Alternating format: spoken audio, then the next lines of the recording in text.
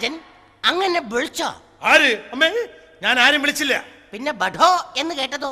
ഞാൻ ബഡോ എന്ന് വിളിച്ചതല്ലടോ. നീ സിംഹാസനത്തിൽ നിന്നും പട എന്ന് പറഞ്ഞ് വീണതാണോടോ പടേ? ഓ, ഞാൻ എത്ര കാലമായി നിന്നോട് പറയുന്നു ഈ സിംഹാസനത്തിന്റെ കാലുമ്മ രണ്ടാണി അടിക്കാൻ. രാജാവ് പിന്നെ അതിലിരുന്നോ?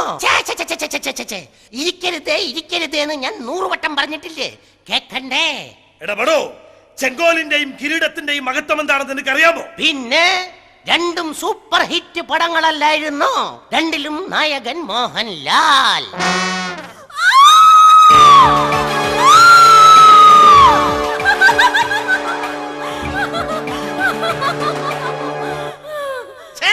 ഞാൻ നിന്നോട് പറഞ്ഞിട്ടില്ലേ ഈ കൊട്ടാരത്തിനകത്ത് സിനിമാ കാര്യം മിണ്ടി പോകരുതെന്ന്? അതെന്താ? ബഡോ, സിനിമാ കാര്യം പറഞ്ഞ രാജ്ഞിയുടെ ദേഹത്ത് കൂടിയിരിക്കുന്ന യശി ബഹളം ഉണ്ടാക്കുന്നു. അതെന്താ രാജാവേ അങ്ങനെ? തലയ്ക്ക് സിനിമാ ഭ്രാന്തി പിടിച്ച ഏതോ യശിയുടെ ആത്മാവാണ് നമ്മുടെ രാജ്ഞിയുടെ ദേഹത്ത് കൂടിയിരിക്കുന്നത്.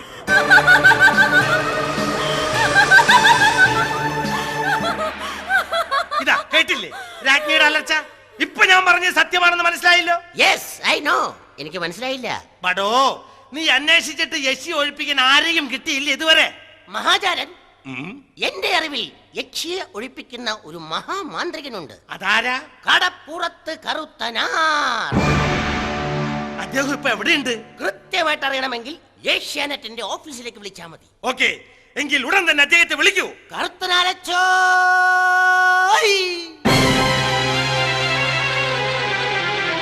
മാന്ത്രികൻ, മഹാമാന്ത്രികൻ, സീരിയലിൽ വരും രാത്രിയിൽ കടം വാങ്ങിയ ഡ്രസ്സിട്ട കത്തനാർ, കത്തനാർ കറുത്തനാർ.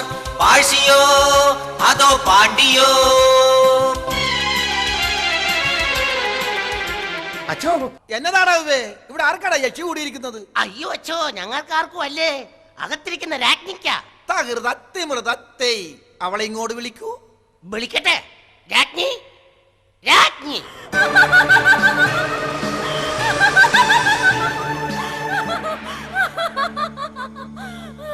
പറയൂ, നീ ആരാണ്? കള്ളിയങ്കാട്ട് ജിജി. കള്ളിയങ്കാട്ട് നീലിയുടെ കസിൻ സിസ്റ്റർ. നിനക്ക് എന്നെ മനസ്സിലായോ? ടിവിയിൽ കണ്ടിട്ടുണ്ട്. Thank you. നീ എന്തിനീ ദേഹത്ത് കേറി? പ്രതികാരം ചെയ്യാൻ. പ്രതികാരോ? എന്തിന്? വർഷങ്ങൾക്ക് മുമ്പ് ഞാൻ ഈ കൊട്ടാരത്തിലെ ഒരു നർത്തകിയായിരുന്നു. അന്ന് എന്റെ കൂടെ ഈ കൊട്ടാരത്തിൽ നർത്തനമാടിക്കൊണ്ടിരുന്ന നർത്തകൻ ദേവസ്യയുമായി ഞാൻ പ്രേമത്തിലായിരുന്നു. അങ്ങനെ ഒരു ദിവസം രാജാവും രാജ്ഞിയും അന്തപുരത്തിൽ ഇല്ലാതിരുന്ന സമയത്ത് ഞങ്ങൾ അന്തപുരത്തിൽ കയറി തിത്തിത്താര തിത്തിത്തൈ പ്രാക്ടീസ് ചെയ്തു. ആ സമയം അന്തപുരത്തിലേക്ക് കയറി വന്ന അന്നത്തെ മഹാരാജാവ്, ഇയാളുടെ മുതുമുത്തച്ഛൻ, ഞങ്ങളെ രണ്ടുപേരെയും വെട്ടിക്കൊന്നു. പാവം എന്റെ ദേവസ്യേട്ടൻ വെട്ടുകൊണ്ട് എന്റെ മടിയിൽ കിടന്ന് പിടഞ്ഞു മരിച്ചു. ഈ രാജകുടുംബം ഞാൻ കുട്ടിച്ചോറാക്കും. ഇവിടുത്തെ രാജാവിന്റെ ചോര ഞാൻ കുടിക്കും. നാളെ അമാവാസി ഇവനെ കൊന്ന് ഇവന്റെ രക്തത്തെ കുടിച്ച് ഞാൻ പ്രതികാരം ചെയ്യും. കള്ളിയങ്കാട്ട് ജിജിമോളെ, എന്റെ കണ്ണിലെ കോപാഗ്നിയിൽ എരിഞ്ഞ് വെണ്ണീറാകും മുമ്പ് നീ ഒഴിഞ്ഞു പോകും. വന്ന കാര്യം നടത്തിയിട്ടേ ഈ ജിജിമോളി ശരീരത്തിൽ നിന്ന് ഒഴിഞ്ഞു പോകൂ. ഒന്നും കടവന്നേ, ഒരുപാട് എപ്പിസോഡ് ചെയ്ത് ഞാൻ ഷൈൻ ചെയ്ത് നിൽക്കാണ്. എന്റെ വില കളയരുത്, ഒന്ന് ഒഴിഞ്ഞു പോ. ഇല്ല, പോകില്ല. അധികം ദൂരേക്കൊന്നും ഒഴിയണ്ട, ഇവിടെ എവിടെയെങ്കിലും ഒഴിഞ്ഞാ മതി. പോകില്ലെന്ന് തന്നോട് ഞാൻ മലയാളത്തിലല്ലേ പറഞ്ഞത്? ഇവളുടെ കയ്യിൽ നിന്ന് ഞാൻ 2 മേടിച്ചിട്ടേ പോകണമെന്നാ തോന്നണത്. രാജാവേ, ഓ, എന്റെ കയ്യിൽ ഒരു കുപ്പിയുണ്ട്. എന്റെ കയ്യിൽ സോഡയുണ്ട്. അച്ഛാ റെഡി. ആ കുപ്പിയല്ല ഈ കുപ്പി. ഇതിൽ ഞാൻ ശക്തമായി മന്ത്രം ജപിച്ച വെള്ളമാണ്. ഇതിലൊരു കവിൾ അവളെ കൊണ്ട് കുടിപ്പിച്ചാൽ മതി. അവളുടെ ദേഹത്ത് കൂടിയിരിക്കുന്ന ബാധ താനേ പുറത്തു പോകും. പക്ഷേ കൊടുക്കുമ്പോൾ പ്രത്യേകം ശ്രദ്ധിക്കണം, ഒരു തുള്ളി പോലും മറ്റാരുടെയും വയറ്റിനകത്ത് പോകരുത്. പോയാലെന്താ? ഇതിലൊരു തുള്ളി അകത്ത് പോയാൽ അവരുടെ യഥാർത്ഥ സ്വഭാവം എന്താണോ അത് രൂപമെടുത്ത് പുറത്തു വരും. അയ്യോ, എങ്കിൽ എല്ലാവരും വായട ചെയ്യുന്നോ? രാജ്ഞിക്ക് മരുന്ന് കൊടുക്കാൻ പോണു. മര്യാദക്ക് നീ ഇത് കുടിച്ചിട്ട് ഈ ദേഹം വിട്ടിറങ്ങി പുറത്തേക്ക് വരൂ. ദൈവമേ, രാജ്ഞി കുപ്പി കൊണ്ടുപോടുന്നേ. കൊണ്ടുപോയി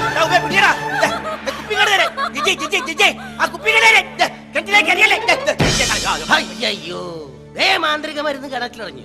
ഇനി എന്ത് ചെയ്യും? വെള്ളം കുടിക്കണമെങ്കിൽ അങ്ങനെ മന്ത്രവെള്ളം കുടിപ്പിച്ച് എന്നെ പുറത്ത് ചാടിക്കാമെന്ന് വിചാരിക്കണ്ട. ഈ രാജാവിന്റെ ചോര കുടിച്ചേ ഞാൻ പോവൂ. അല്ലാതെ നീ ഒഴിഞ്ഞു പോവില്ല. പോകില്ല, ഉറപ്പിച്ച്. രാജാവേ, എങ്കിൽ മന്ത്രം തോറ്റിടത്തിന് തന്ത്രം പ്രയോഗിക്കാം. നമുക്കിവളെ മണിച്ചിത്രത്താഴിൽ നാഗവല്ലിയെ ഒഴിപ്പിച്ച ശൈലിയിൽ ഒഴിപ്പിച്ച് നോക്കാടാവേ. അതിന് മോഹൻലാൽ വേണ്ടേ? വേണം, മോഹൻലാലിനെ വേണം. കത്തനാരച്ചോ, മാന്ത്രിക വടി കൊണ്ട് മോഹൻലാലിനെ വരുത്താൻ പറ്റുമോ? ആ മാന്ത്രിക വടി വെച്ച് മോഹൻലാലിനെ വരുത്താൻ പറ്റുമായിരുന്നെങ്കിൽ ഞാൻ അയാളെ വെച്ചൊരു പടമെടുത്താന്. വേണമെങ്കിൽ ഞാൻ ഈ മാന്ത്രിക വടി വെച്ച് മോഹൻലാലിന്റെ ഡൂപ്പിനെ കൊണ്ടുവരാം. അതിനു മുമ്പ് ഓമകുണ്ടം തയ്യാറാക്കണം. പിന്നെ മണിച്ചിത്രത്താഴ് സ്റ്റൈലിൽ കറക്കുമ്പോൾ തിരിയണ ഒരു ഡെസ്കും വേണം. തീർന്നില്ല, യക്ഷിയെ ഹോമകുണ്ടത്തിലേക്ക് ആകർഷിച്ച് കൊണ്ടുവരാൻ ഒരു നർത്തകനും വേണം. അങ്ങനെയാണെങ്കിൽ നമ്മുടെ കൊട്ടാര നർത്തകൻ പുഷ്പാങ്കദനെ വിളിക്കാം. പുഷ്പു, പുഷ്. ആരവിടെ?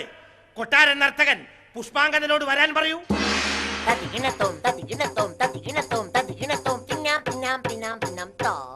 രാജാവേ, എന്നെ വിളിച്ചോടെ കള്ള. ചുമ്മാരിടോ, വല്ലവരും കാണൂന്ന്. അതെന്നാടാവേ? എന്തേ ഈ താടിക്കാരനെ പിടിച്ചില്ലേ? വേണമെങ്കിലേ ഞാൻ സ്റ്റെപ്പ് കാണിച്ചു തരാം. Ready, 1 2 3 start. കൂട്ടം കൂടി ആട്ടമാടാൻ വാ, എങ്കിൽ താമരക്കണ്ണന് വീത്ത കെട്ടാൻ വാ. കൂട്ടം കൂടി ആട്ടമാടാൻ വാ, എങ്കിൽ താമരക്കണ്ണന് വീത്ത കെട്ടാൻ വാ. കുഴലൂതാൻ വാ, ഫു ഫു ഫു. കൂടിയാടാൻ വാ, ഫു ഫു ഫു.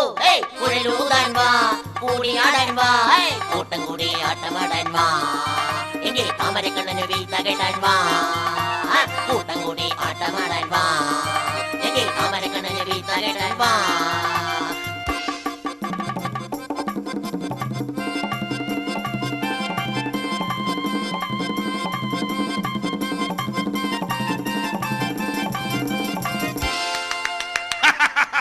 Well done Pushpangadan, well done.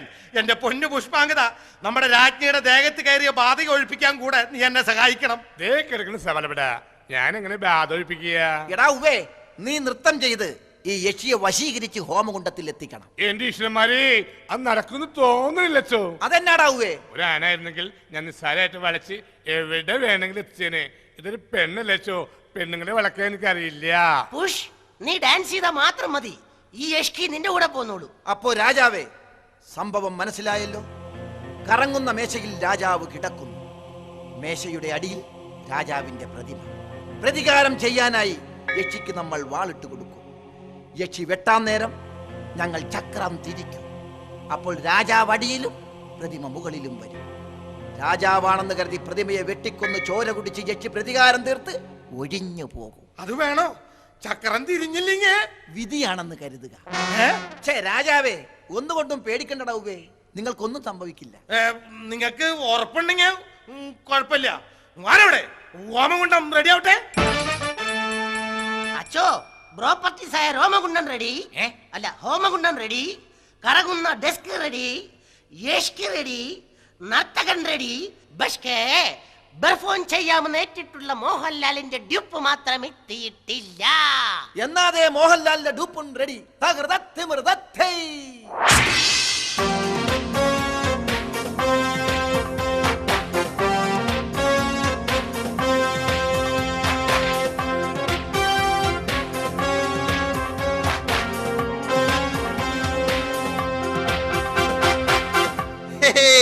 സവാരി ഗിരിഗിരി, ശംഭോ മഹാദേവ.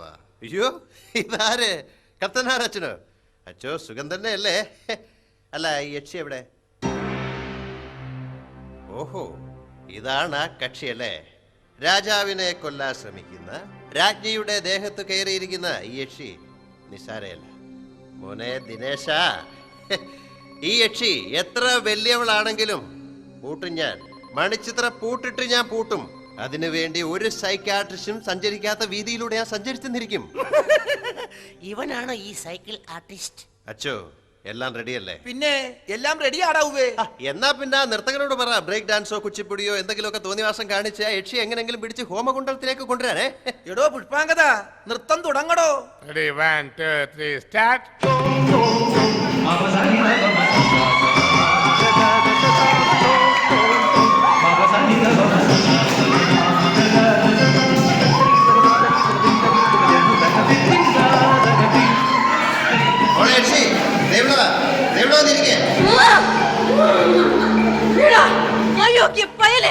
നിന്നെ കൊന്ന് നിന്റെ രക്തത്തെ ഞാൻ കുടിച്ചിടുവേ. അടങ്ങുമോളെ യക്ഷിക്കുട്ടി, എന്താ നിന്റെ പ്രശ്നം? എനിക്ക് പ്രതികാരം ചെയ്യണം. ഇയാളെ കൊല്ലണം. ഇയാളെ കൊല്ലാൻ ഞാൻ നിന്നെ സഹായിക്കാം. പക്ഷേ കൊന്നു കഴിഞ്ഞാൽ നീ ഈ ദേഹം വിട്ടു പോമോ? പോകാം. സത്യമാണോ? സത്യം, സത്യം, സത്യം. അച്ചോ, ഞാൻ അവൾക്ക് ഈ വാളെറിഞ്ഞു കൊടുക്കാൻ പോവുകയാണ്. അവൾ വെട്ടിത്തുടങ്ങുന്നതിന് മുമ്പ് അച്ഛൻ ചക്രം പിടിച്ച് തിരിച്ചോണം. ചക്രം തിരിക്കുന്ന കാര്യം ഞങ്ങളേറ്റു. യക്ഷി, ഇതാ പിടിച്ചോ വാള്. വെട്ടിക്കൊന്ന് നിന്റെ പ്രതികാരം തീർത്തോളൂ. എന്നിട്ട് ഒഴിഞ്ഞു പോ. ഒഴിഞ്ഞു പോടി.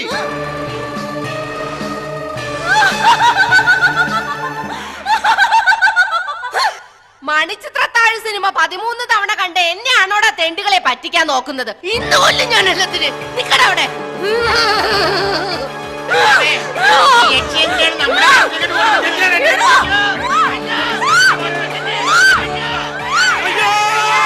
അയ്യോ, രാജാവ് കിണറ്റിൽ വീണ്.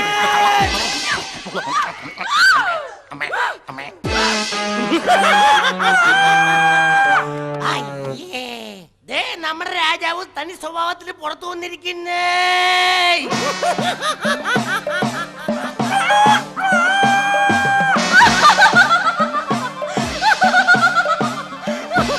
അടങ്ങും ജിജിമോളി അടങ്ങൂ. ദേവസ്യാശനുമായുള്ള നിന്റെ മുടങ്ങിപ്പോയ തിത്തി നമുക്ക് പൂർത്തീകരിച്ചാൽ എന്താ? Ready, 1 2 3 start. കൂട്ടം കൂടി ആട്ടമാടാൻ വാ, എങ്കിൽ താമരക്കണ്ണന് വീത്ത കേട്ടാൻ വാ. കൂട്ടം കൂടി ആട്ടമാടാൻ വാ, എങ്കിൽ താമരക്കണ്ണന് വീത്ത കേട്ടാൻ വാ.